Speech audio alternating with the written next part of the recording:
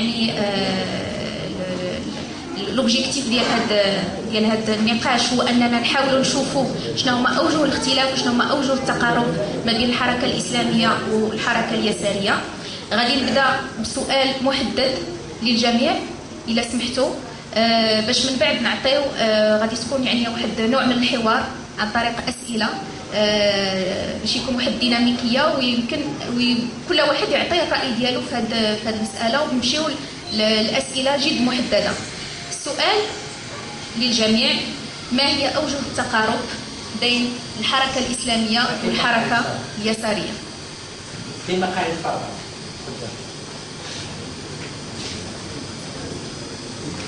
إلا سمحتوا الأستاذ الساسي نبداو بك.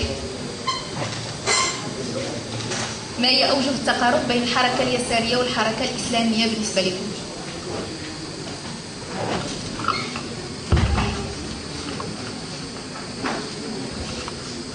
في الحقيقة هذا السؤال ما وجدت فيه الشك، حيث وجدت أوجه الاختلاف ماشي التقارب.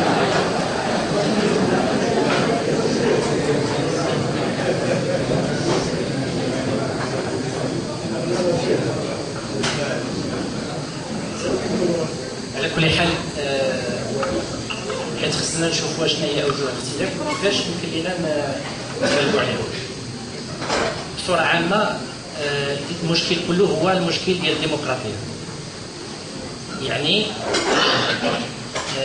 مبدئيا خص كل شيء يتفق على الديمقراطيه، كل شيء الفرقاء يتفقوا عليها في اي تحفظات عليها. الديمقراطيه مفهومها الكوني، وذاك الساعات كل واحد عنده المشروع المجتمعي ديالو وعنده البرنامج ديالو اللي كيمر عبر الديمقراطيه. فالمشكل ما بين الحركه الاسلاميه واليساريه هي كيفاش الاتفاق على قاعده الديمقراطيه كقاعده لاهيه. هذا هو الاشكال اللي كاين. ف بمعنى احنا مثلا في الحزب الاشتراكي الموحد، الحزب منع مطلق من أنه يكون عندنا أي علاقة مباشرة مع الحركة الإسلامية. منعنا ما تكونش عندنا علاقة مع الحركة الإسلامية، ما تكونش عندنا علاقة مع الأحزاب الإدارية، وما تكونش عندنا فقط تكون عندنا علاقة مع الأحزاب اليسارية والأحزاب الليبرالية إذا كانت مستقبلا مستقلة عن الدولة ما كايناش، وحزب الاستقلال. فاحنا اللي كاين الان في حركه 20 فبراير، حركه 20 فبراير فيها واحد النوع من التنسيق الميداني او العمل الميداني تيقوم به المناضلين كافراد كيتفقوا على شعارات تدبير تظاهرات الى غير ذلك، ومتفقين طبعا على القاعده ديال المواثيق الثلاثه او الوثائق الثلاثه المؤسسه لحركه 20 فبراير.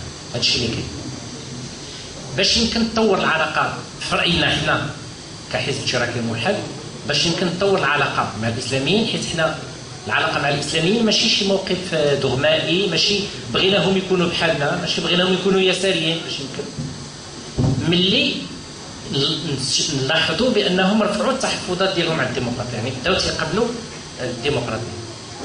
في هذه الحاله مستعدين نتعاونوا معهم طبعا في المستويات ابعد ومتقدمه. التذكير عندنا في راينا داخل الحركه الاسلاميه جوج ديال الاحزاب تيقولوا بالملكيه البرلمانيه، هما حزب البديل الحضري وحزب الامه. هذه الاحزاب ماشي كتفينا حنا غير درنا معهم علاقه، عطيناهم المقرات ديالنا باش يعقدوا فيها المؤتمرات ديالهم اللي الدوله اعتبرتها مؤتمرات سريه وخارج القانون، وضحينا معهم وادينا الثمن لانهم اعتقلوا عضو ديالنا ديال الحزب في اطار شبكه بالعرج. ويعني على كل شبكه بالعرج قالوا كتعامل مع القاعده وداك الشيء، يعني كيفاش غيكون واحد من الحزب الاشتراكي الموحد مع القاعده؟ يعني حتى من الناحيه النظريه زعما شنو هو الاساس اللي غادي يجمعوا؟ على كل حال ادينا الثمن ومستعدين نديو الثمن مع حركات اسلاميه اخرى. بالنسبه لنا حنا الديمقراطيه واضحه. الحديث على خصوصيه ديمقراطيه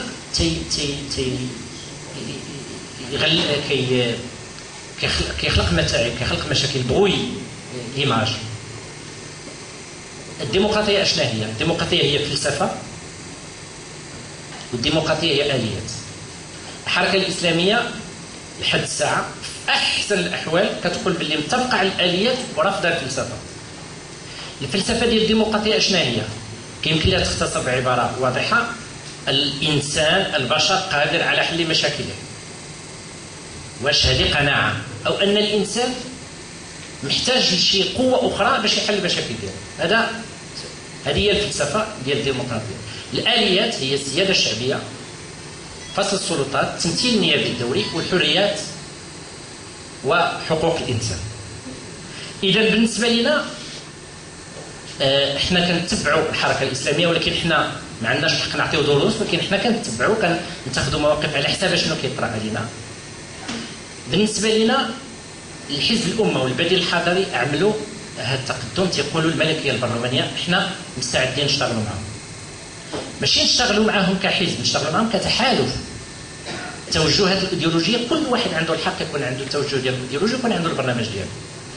بالنسبة لبقية الحركات الإسلامية عندنا العدالة والتنمية والعدل والإحسان.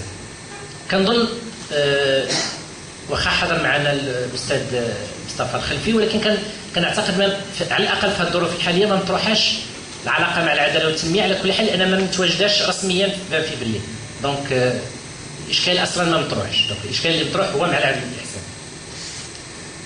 بالنسبة لنا احنا الديمقراطية عند الآخر خصها تراقب من خلال 3 معايير: الخطاب، الممارسة، الهياكل. فيما يتعلق بالخطاب كنعتبروا بأن الديمقراطية مغربيا تعني الدولة المدنية، الملكية البرلمانية، والحريات الشخصية. هادو خصنا نكونوا متفقين عليهم. فيما يتعلق بالخطاب، الحركة الإسلامية كتعطي يعني واحد فيما يتعلق بالخطاب الديمقراطي كاين واحد نوع من الخصاص في الخطاب ديال الحركة الإسلامية، لأنها مثلا إمارة المؤمنين كتعطيها واحد مضمون معين، لدرجة أنك تقول بأن كل مس بإمارة المؤمنين وكذا وكذا، أو محاولة تحجيمها أو عزلها أو كذا. هذا الأطروحة ديال المؤتمر الثامن ديال العدالة والتنمية. في نهاية المطاف الحركة الإسلامية المغربية لحد الساعة باقية سجينة ديال التوجه العام، وخا كتدعي بأنها تقدمات شي شوية، ولكن باقى سجينة التوجه العام اللي سطروا السيد قطب معالم على الطريق. أنا جايب هذا الكتاب معايا، هو عبارة على دستور الحركة الإسلامية في العالم. جايب معايا الكتاب ديال المنهاج النبوي اللي هو دستور العدل والإحسان، تقرير ما نسمح حنا ديال تقرير ايديولوجي العدل والإحسان. طبعا كاينه منشورات اخرى، ولكن الى اي درجه نبغيو نسمعوا اليوم هنا كاين تحرر من اثار هذاك الدستور، التصور ديال الاشياء.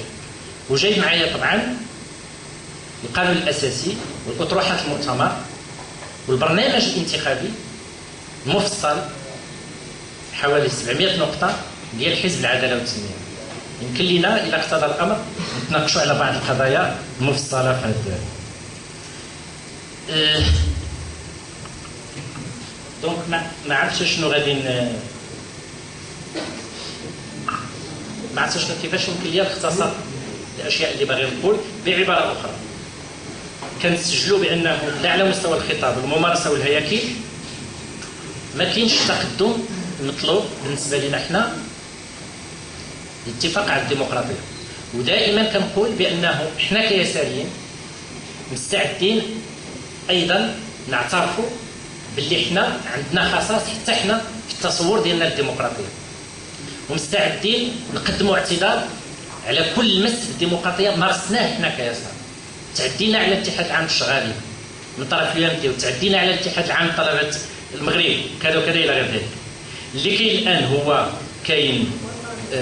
كاين تنسيق ميداني، كاين تنسيق ميداني مع العدل والإحسان الحركة اليسارية الأحزاب اليسارية. وكاين قبل من هذا التنسيق كان عمل في مجموعة العمل الوطنية لدعم العراق وفلسطين وفشل. وكاين عمل الآن على مستوى اتحاد مهني هو الاتحاد الوطني للمهندسين. هادو هما المجالات الان اللي كاينه. واش غيمكن تقدموا في المستقبل؟ في رايي حركه 20 فبراير امامها 3 سيناريوهات. السيناريو الاول هو تفتت وتشتت وتنتهي بسبب هذه الاختلافات. السيناريو الثاني هو انها تولي حركه معارضه او ان كونتر بوفوار، سلطه مضاده، يعني طالب الدوله بالغاء قرار او طالب الدوله بفرض قرار عليها، يعني قرار معين من القرارات، يعني في معارك محدده داخله في منطقه مناهضه الاستبداد ومنطقه مناهضه الفساد. السيناريو الثالث هو تنتقل الحركه 20 فبراير للجبهه، جبهه ديال الانتقال الديمقراطي. الجبهه الانتقال الديمقراطي مفروض غتكون فيها حركه 20 فبراير في تصورنا، المنتدى المواطن اللي كاين في الدار البيضاء وفيه يعني مئات ديال الاطر العليا ورجال الاعمال وكذا، التغيير الذي نريد مجموعه مع الاستاذ خالد السفياني وكذا، النسيج الجمعوي، منتدى بدائل المغرب اللي عنده هذا الشيء كله الى جمعناه، الائتلاف من اجل الملكيه البرلمانيه الان، الى جمعنا هذا الشيء وجمعنا حزب الامه، بديل الحضاري، العدل والاحسان، الاحزاب ديال تجمع اليسار الديمقراطي، وجمعنا هذا الشيء كله، طبعا غيبقى ناقص فيه تمثيل ديال تيار ليبرالي مستقل عن الدوله في شكل حزبي مستقل. ربما كاين حساسيه ولكن موجوده ضمن هذا الانسجام اللي قلنا. في هذه الحاله غادي ذاك الساعات الى رفعوا الاسلاميين التحفظات ديالهم على الديمقراطيه في المجالات اللي قلت، الملكيه البرلمانيه، الحريات الشخصيه والدوله المدنيه. ذاك الساعات غادي يمكن لنا ناديو بمناظره وطنيه بشكل علني، مناظره وطنيه ما غنخبيوش وجهنا، بحال اللي العلاقه ديالنا مع الامه والبديل وطنيه ومعلنه ومعروفه.